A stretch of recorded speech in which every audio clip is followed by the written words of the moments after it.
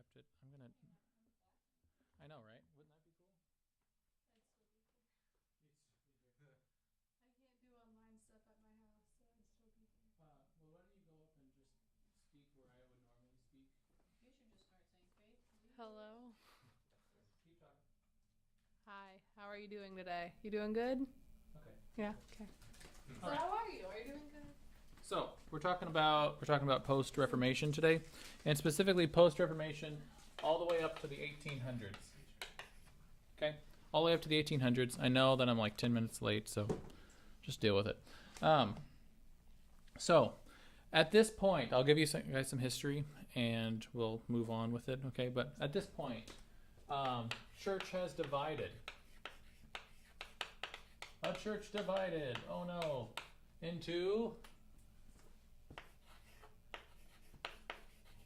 Catholics and Protestants. Yay for Catholicism and Protestantism. Okay, and the church. Remember we were talking about like all life happened at the church level, and basically the church was the only thing that really held the world together at this point. Well, with this break that has happened because of the Reformation, now we have officially moved from Big C Church to Little C. Okay, Little C Church. So it's now the Catholic Church, and Catholic is Big C, but the church itself is small, and Protestant Church, Big P, Little C.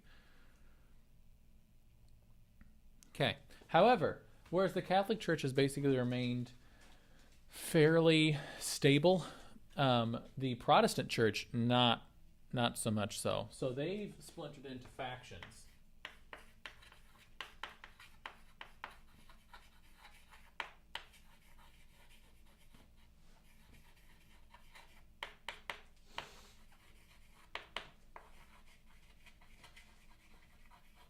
Okay, now, Faith, I believe you were talking about, it was either you, well, it had to be either you or Keaton, but I think it was you who were talking about Zwingli's meeting with Luther. Was it you or was it Keaton? I think it was me.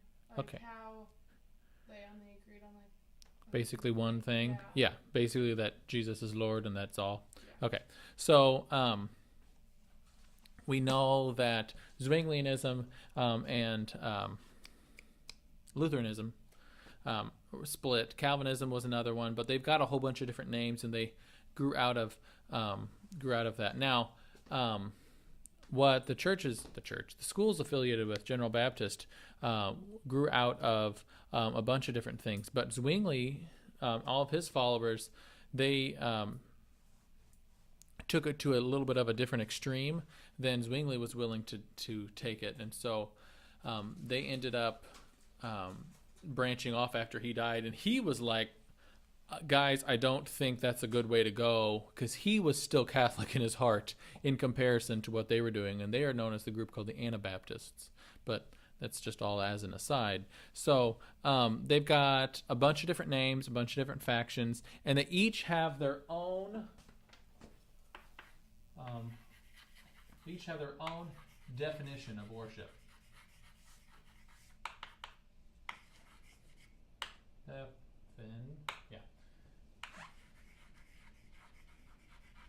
Definition of worship. Each of them do, because they've all splintered off and they all want to be different.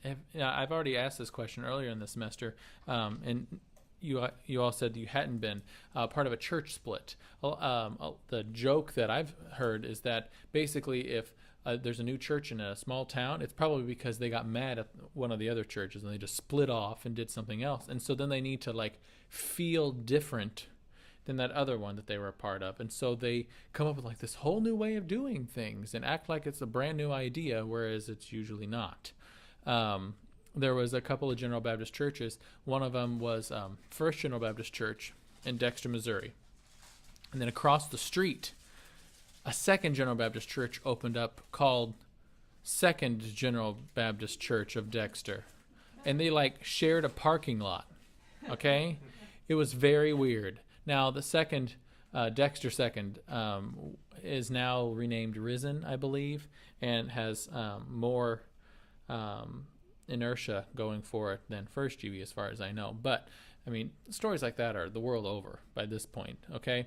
And that's kind of the idea that the reformers were dealing with. They're like, well, we do worship a different way, and so they all define it a little bit differently. But if we were to go through every single group during the post-Reformation era, which is about 1500s, all the way up to the 1800s, we would be here a while. So we're just going to gloss over this section as much as we can, paint it with a very broad brush, okay? And they all, each of these, all fall within the spectrum of Ambrose to Pombo. Okay, so each of them kind of like fall somewhere along there. Like Calvinism would belong, a little bit more to it, and Zwingli's like real over here, but Calvinism's one place, and all that kind of stuff, and Anabaptists and Lutherans and Methodists and all that kind of stuff. So we have a whole new slew of different things to consider, because before we were only considering Rome is hunting all of the Christians down, but now we're all good because Rome's dead and we're still here, and the church is it. That's all we have to do. But like world history wise, Rome has fallen. The Holy Roman Empire is the only thing that's still happening, and the Eastern Roman Empire is still kind of kicking over there in like Turkey, and so the Orthodox Christianity is blossoming and in other parts of the world, but here in the Western world, orthodoxy has not really got a good foothold. Okay, so a lot of the Slavic states have a lot of Orthodox Christianity. Russia has a strong one. Greece is a strong hotbed for Orthodoxy, but beyond that, there's not a whole lot going on. Okay, so since we have so much difference, okay, because I am a Lutheran and I have my own definition of worship, but you dirty Zwinglian, have your own definition of worship, and so you and I do not like each other. But Faith over here is high and mighty because she's a Catholic, and that's the way Jesus did it, and that's the way it should be done. And meanwhile, the Calvinists over there are just killing people in Geneva, right? Isn't that what you told me during your presentation? Yeah. Okay. So we all have disagreements. And so once again, about 1,000 years after the fall of the Roman Empire, we bring back this really great practice that everybody really loves as long as they're on the stronger side. And it's called persecution. Okay? For the first time, first time in a while, persecution is on the rise among Christians. Before, it was basically like, well, you're part of the church, I'm part of the church. We may be French and English, but, I mean, we're all part of the Pope's people, so let's just deal with it kind of thing. And we can have political disagreements, but here is religious disagreements.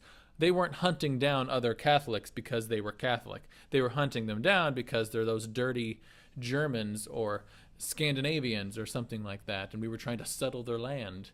Now we are going into a period where we're like, no, you are a Protestant, and therefore you must die, kind of stuff. And it's not okay. So we need to talk a little bit about music, and I'll back this up. I thought I was going to write a whole lot more. That's why I erased it all. But apparently I only had one word to write, persecution. So music. Let's talk about music among the Protestant churches. The beliefs of the different Protestant churches and different Protestant faiths specifically are extremely varied. Okay? About what was okay for one and what was like not even remotely okay for another among Protestant faiths.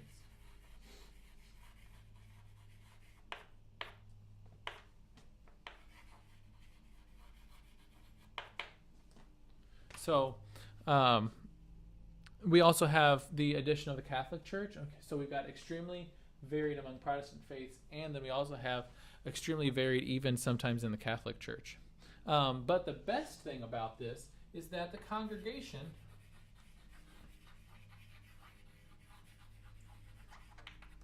has started to reclaim.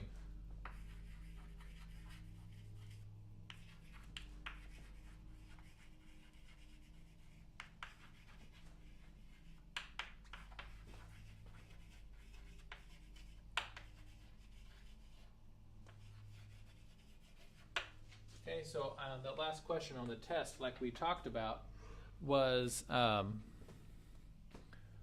the idea of professionalism in the church and how we moved the singing and the involvement of the congregation from the congregation to the choir. And so we spoke a little bit about that, but now because of the Reformation, and one of the big reasons for the Reformation was worship, now they're starting to actually get to do it again. And a lot of Protestant faith traditions, especially, not so much Catholics yet, they haven't quite gotten the memo. They will soon, but not quite yet. And so we start to reclaim it, but it's not very successful. Once again, change flows from urban to rural. So overall, the change isn't that stark yet. It's not everywhere. It's, basically big city centers that are starting to sing again with the congregations. And I mean, by the time the rural outlying communities hear of it, it may be that they never changed in the first place. They maybe never took it out of the congregation because it just never reached them. But even so, the case is that Protestantism has been very positive for congregational worship. Okay, now we also have a couple other world things that have an effect on this. Anyone know what happened? Like big stuff worldwide before the 1800s, like really big for us as Americans.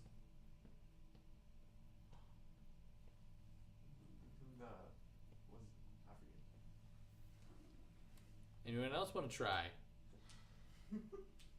Have any of you heard of the American Revolution? I was gonna say that, but I wasn't gonna be wrong. Yeah. So I was not going to go out on a limb. Gosh. You are in college. It is okay to be wrong.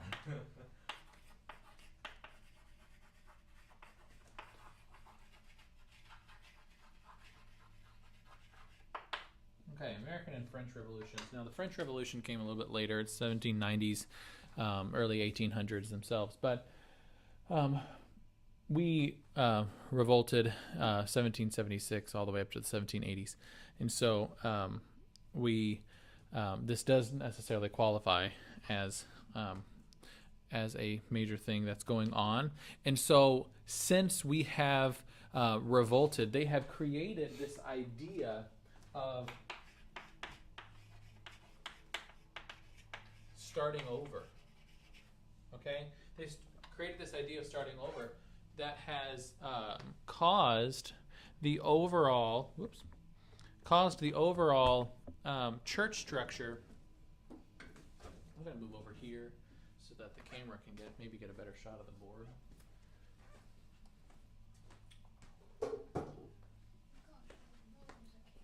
Yeah, it's not just audio this time. So,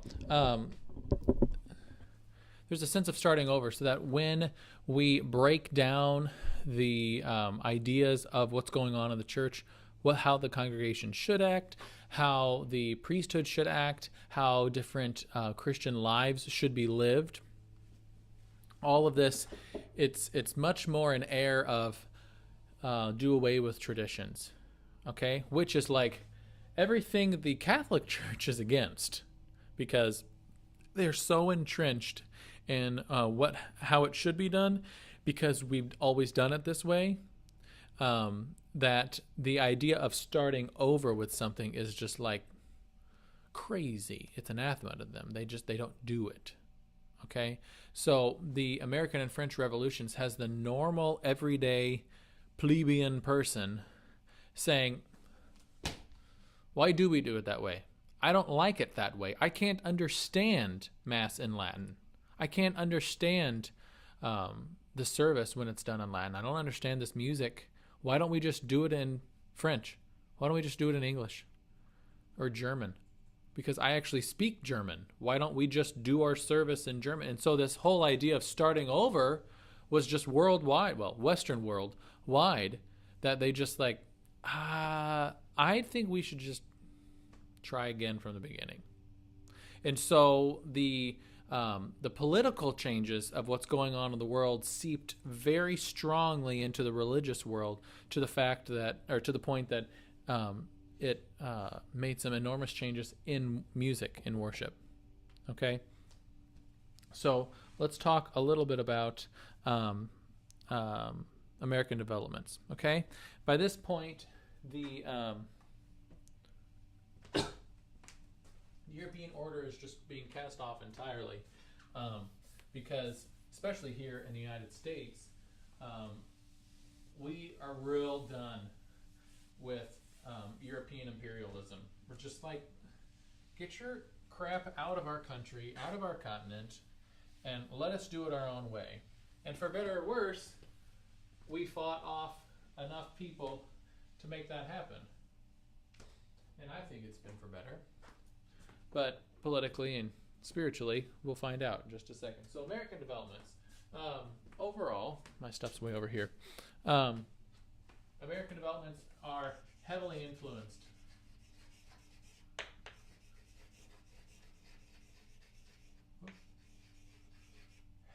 heavily influenced by Puritanism.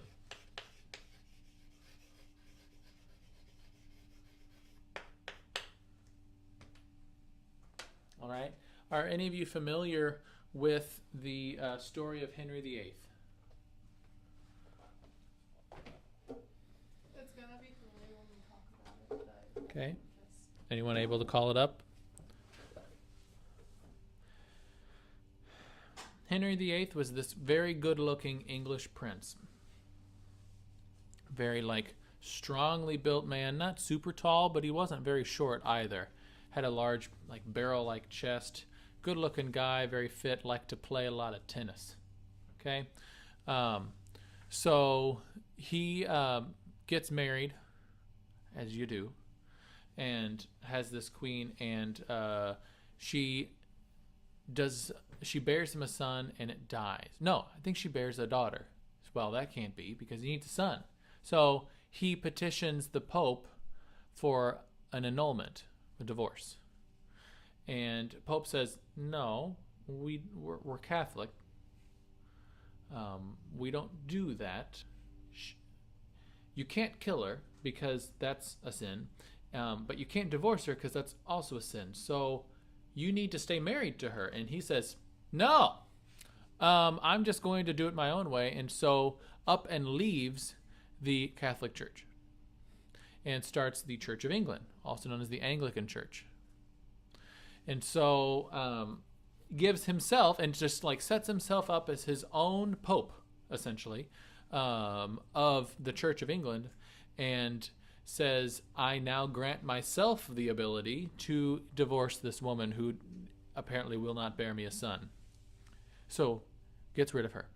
Has another wife. It's like, I think out of all of the wives, one son died in childbirth, and I think the last, like the third wife, maybe the fourth wife, finally gives him a son, but he doesn't live past like 6. And so this is where we get, when he dies, because by the time he was old, he was very obese and very out of shape, and his body just couldn't handle it anymore, and he just was gross. All of like the paintings and stuff of when he was young, he was like, you're fairly good looking kind of king, and by the end he's like, nah, they were kind to you in this portrait because you were a very gross individual. Because he was like sickly, I think he had gout, and so he just wasn't doing well physically.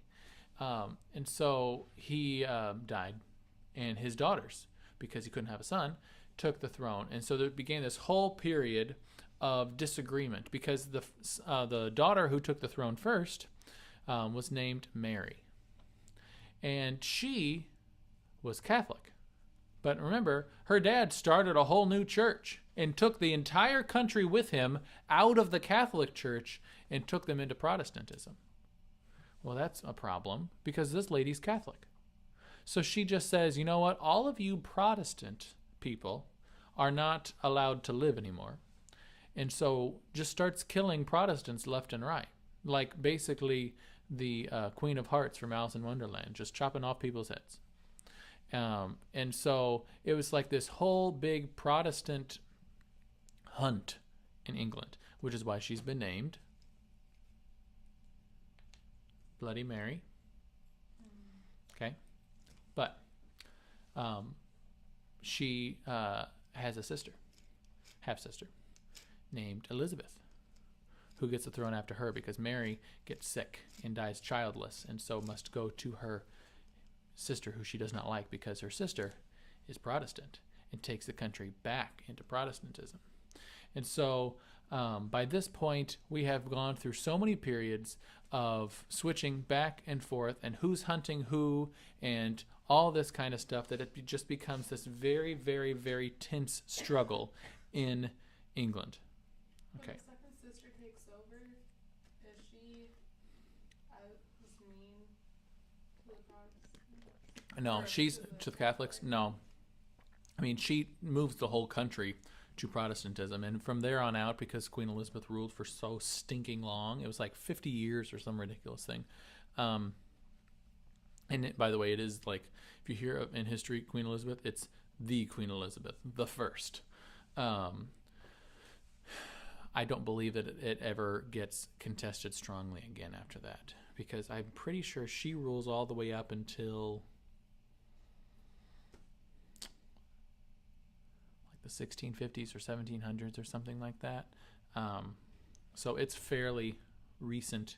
And then after that, there's a few more people who come in. And then by the time you hit the 1800s, Victoria's coming into power, and it's like a whole other deal. But it just so happens that by this point, England is like their political power, their national power is on the rise right around the time that Elizabeth is coming into power. So she like gets credited and is responsible for, don't get me wrong, is responsible for a lot of really great things in English history. But the Spanish Armada that comes in and tries to take over England, she was the one who watched the battle from the shore and watched them defeat the most powerful naval army in the world, the Navy in the world, and become, by that point, the world power under her queenship. Anyway, what I'm getting at is that there's so many changes of hands and so much turmoil going on in England by this point that there are a lot of different groups who are not secure in their safety in the church, in their country, in their homes, in their villages and things, because people are so polarized. They are Catholic or Protestant, and even if you're Protestant, you can only be the right kind of Protestant, because there are some of them who are disliked because they're like way too conservative or way too liberal or way too this or that. And so at this point, there's a whole bunch of people who just get fed up with it and go to the New World, which is why we have settled the Americas by this point. Okay, so all of those people that are running out of England because they're scared to death because they don't know who's going to come in next and just chop people's heads off, are responsible for America, are on like the very roots of it. And so it's heavily influenced by Puritans, because that's all that came over here for the most part, is these people who are so firm in their beliefs that they would flee their own country and settle a brand new place that they have no idea what it looks like, what to do. They've lived in a town their whole life. How do they know how to settle a new frontier? But they are so dedicated to their faith. So these are not like the lackadaisical, very sit back on the couch kind of Puritans. These are the Puritans who want you to be Puritan too and tell you about it. And do you have a minute to talk about Puritanism? Because I think it could change it. I mean, they're like a Puritan's Puritan. So those are the kinds of people that we as Americans are responsible for, they are responsible for us, essentially. But that's not the only one that's coming over. We also have Roman Catholics.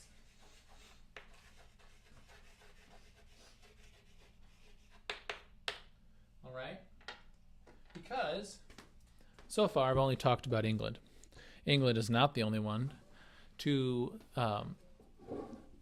actually settle the New World. In fact, they weren't even the first to really get at it. Did you know that New York City was purchased from the Native Americans by the Dutch? The island of Long Island and the area around New York City. It's called, they called it New Amsterdam from the Netherlands. So they settled there, and they were like trying to stake their claim and everything, and they purchased it for some pittance. It was like basically 2 sheep and a goat kind of here, and then give us this huge swath of land. And so we weren't even the first like making a difference here. But we have a lot of presence of the French and a lot of presence of the Spanish. Okay, Portuguese was a little bit lower in the Americas, but they were still a presence. But the Spanish did a lot of stuff down around Florida, and the French did a lot of stuff down around the Caribbean.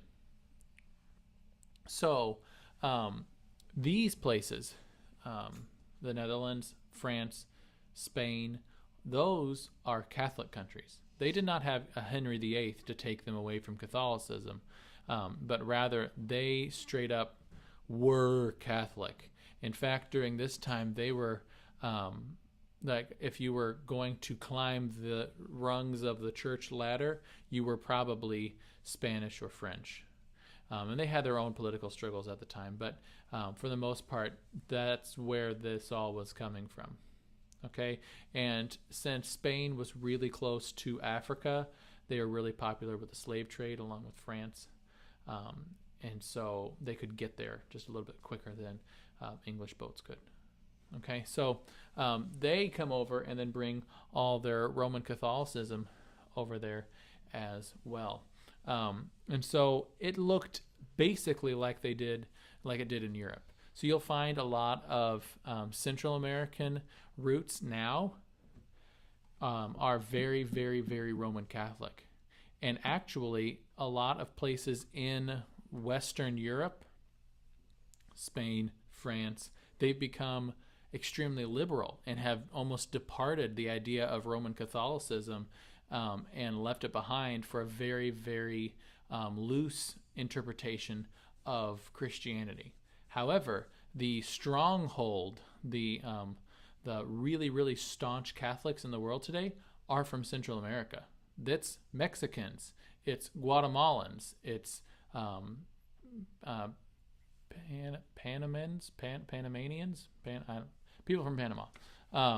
So it's all of those that are super, super Catholic now because of when we came over here, and I do mean European white people.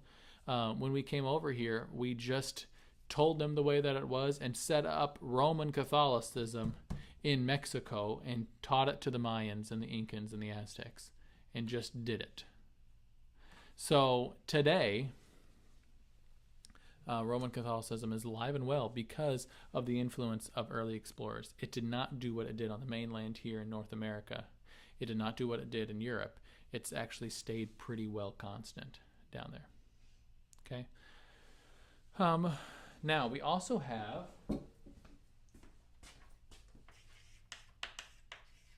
pilgrims. Just for your general educational knowledge, does anyone remember where the pilgrims landed when they got to the New World? The Nina, the Pinta, the Santa Maria. Anyone remember? I have zero knowledge in everything right now. Okay. Plymouth Rock? Anyone remember the name Plymouth Rock? It's probably from like third or fourth grade that you heard last time you heard something about Plymouth Rock. Because at a certain, huh? They had Thanksgiving with the Indians. That's right. Yeah, that's what I got. So the Pilgrims come in, land on Plymouth Rock. Most of them are dead because the ships are basically just cesspools of disease at this point in the trip. So, but that's totally going to be on this recording now. Totally glad I said that. But these are they influenced even more than the Catholics did, because they were legitimately fleeing from persecution, whereas the Catholics and maybe not so much the Puritans were doing. They were actually like, seriously, you got to get out, otherwise we're going to kill all of you people. So the Pilgrims were very, very, very influential in our history. The Puritans, however, okay, they formed the Massachusetts Bay Colony.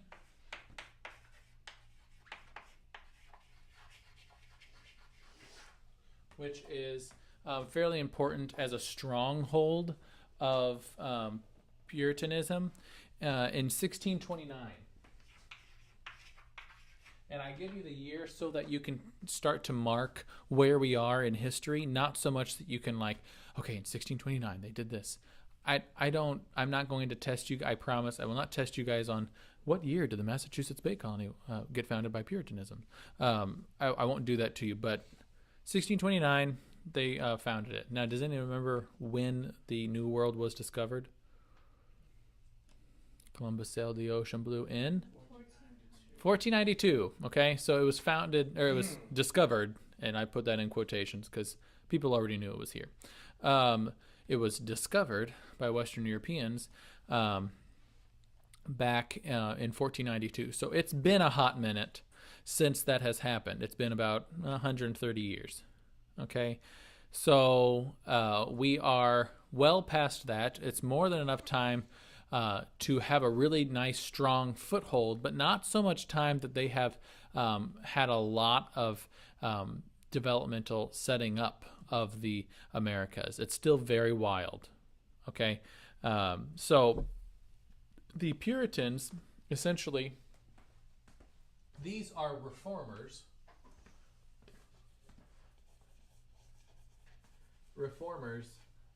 of the Church of England. Okay, whereas we had the reformers for the Catholic Church, these guys were reformers for the Church of England. Because remember, why was the Church of England set up at all? Well, so Henry could get a divorce. It wasn't started on the most Christian principle.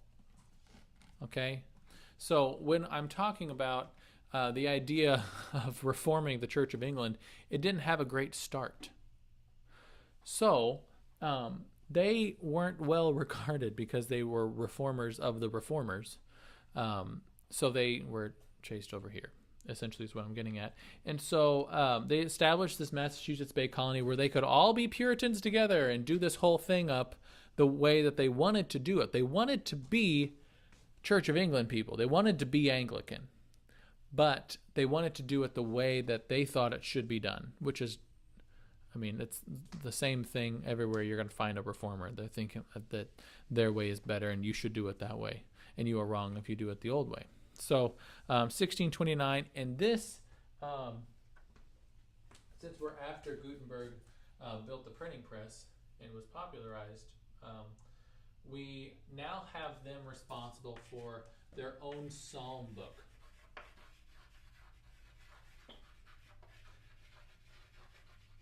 Okay, so this is a collection of hymn tunes, specifically just tunes, that are set to psalms. So you would have like a listing of all of the tunes, da da da da da da da, and then you would have the hymns that could be sung to that tune in the book.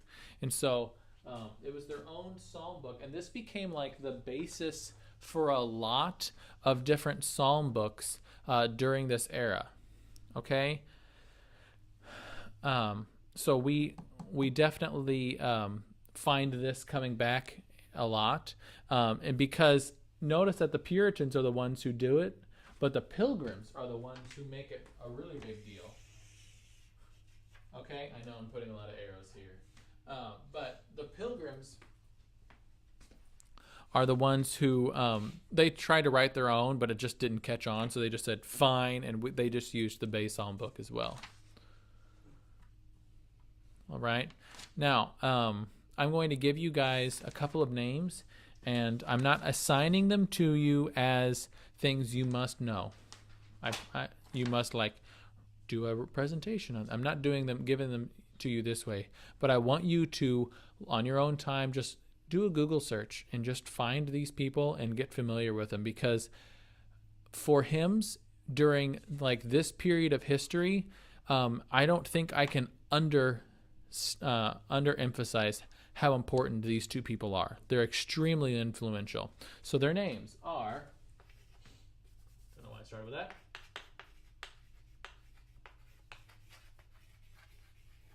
Isaac Watts and Charles Wesley.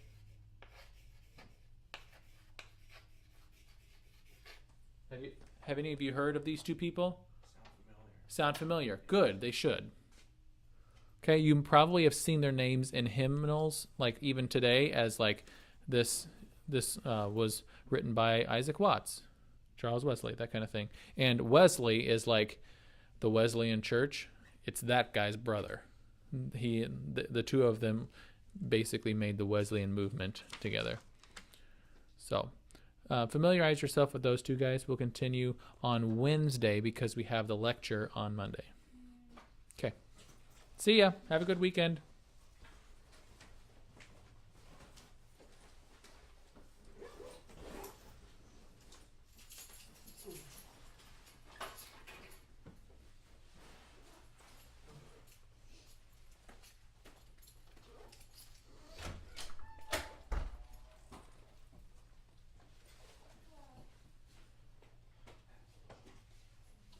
Do you have the tests graded for this class yet? No, I'm taking all my grading home this weekend and trying to see if I can actually do it. I'm telling you, it's a lot. With everything else, I know you guys have homework, and I have no right to complain to you about it. So I won't do that to you. I just know that it's an enormous amount of work. How many classes do you teach? I have 4, and then I